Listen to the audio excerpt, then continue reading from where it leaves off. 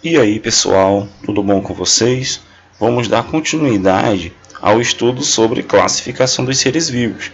Vimos aula passada que a classificação de Coase, classificação taxonômica, que é aquela divisão, dos animais em reinos, domínios, tá?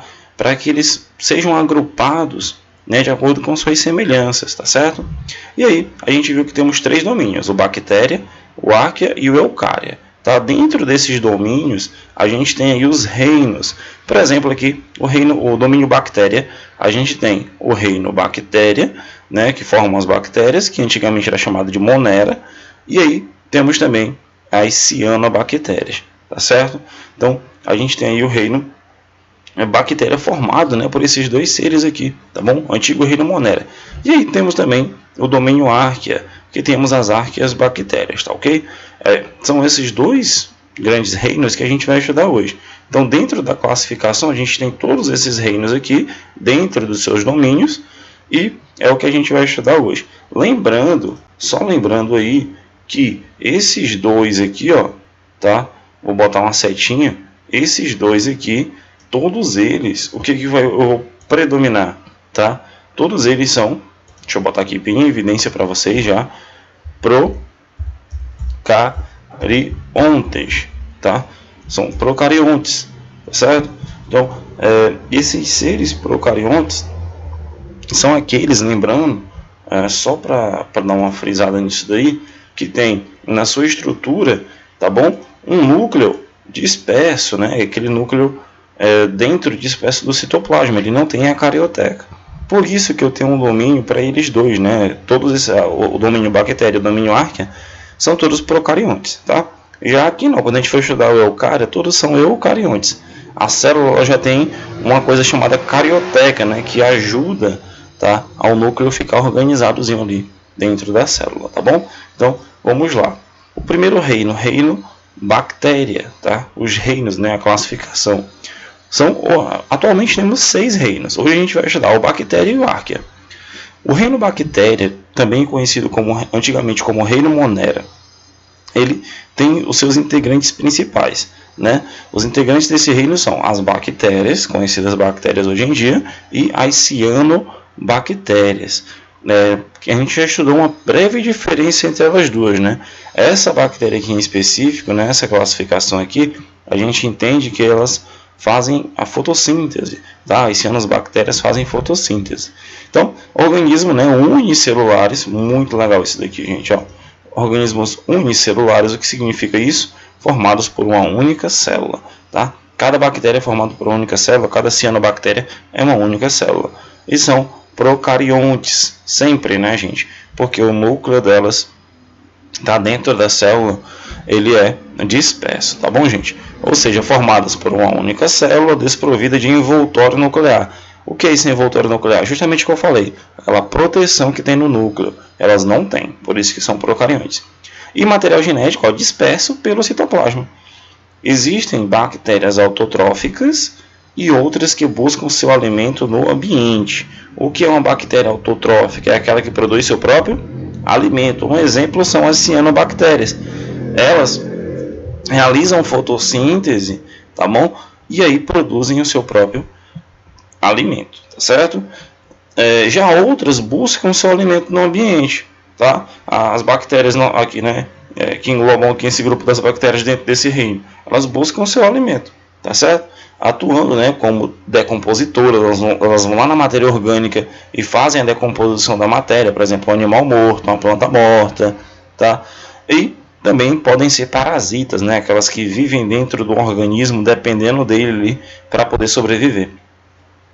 Todas as cianobactérias são autotróficas. Lembrando bem, vou colocar aqui bem em destaque para vocês, todas as cianobactérias são autotróficas. O que significa isso, professor? Todas elas produzem seu próprio alimento por meio da fotossíntese, sendo importantes produtoras de matéria orgânica e fornecedoras de oxigênio para a nossa atmosfera, né? As cianobactérias são encontradas ali dentro dos oceanos, por exemplo, dentro dos ambientes aquáticos, e aí elas produzem, né, como produto da fotossíntese, enquanto elas estão produzindo seu alimento, elas produzem matéria orgânica para os outros seres vivos, como forma de alimento, e também elas produzem, tá, o oxigênio, que é um dos produtos da fotossíntese, tá certo?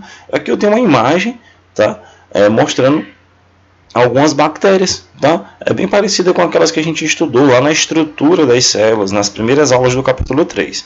Então, tu tem aqui uma microscopia feita, né? É um equipamento que tira ali como se fosse a imagem da estrutura de uma bactéria, viu, gente? Então, aqui não dá para ver o núcleo, né, delas, a gente tem apenas a cápsula, mas a gente pode perceber e a gente entende que elas são procariontes porque tem um núcleozinho disperso aqui dentro, tá bom?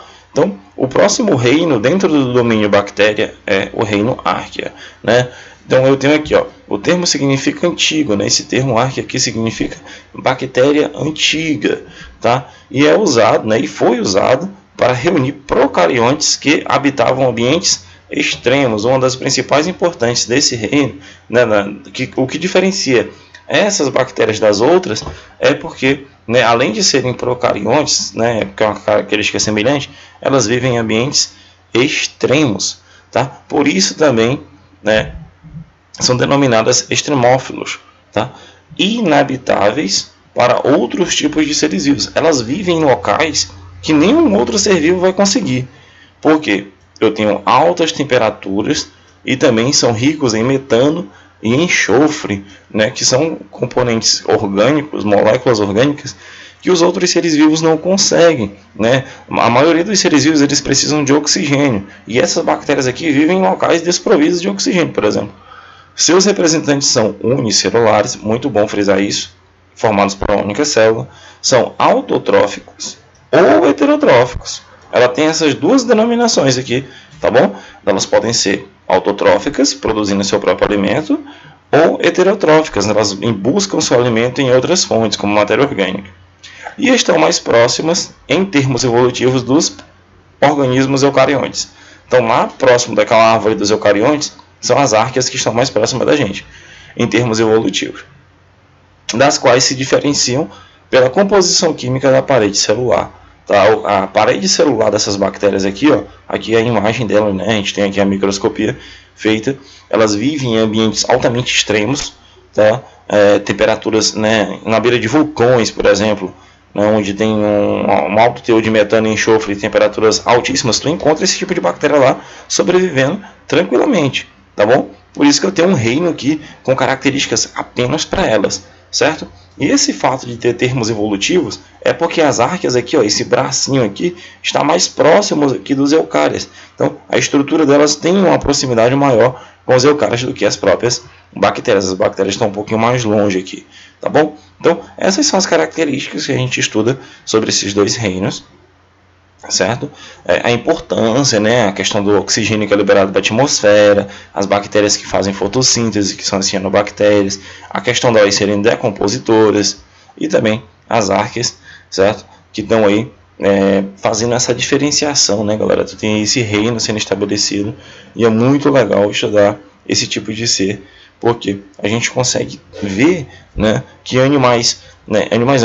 seres como esses que estão dentro do reino bactéria, dentro do domínio bactéria, podem, né, viver em ambientes tão extremos que o ser humano provavelmente não consegue passar poucos minutos, e elas conseguem passar uma vida inteira. Então, isso são informações muito importantes para que a gente possa prosseguir com o estudo dos reinos, tá certo? Então a gente fica por aqui e na próxima aula a gente vai estudar os reinos dos eucariontes, do domínio eucária, tá? Os protistas, os fungos, os animais e as plantas, tá? Então, um forte abraço e até a próxima aula.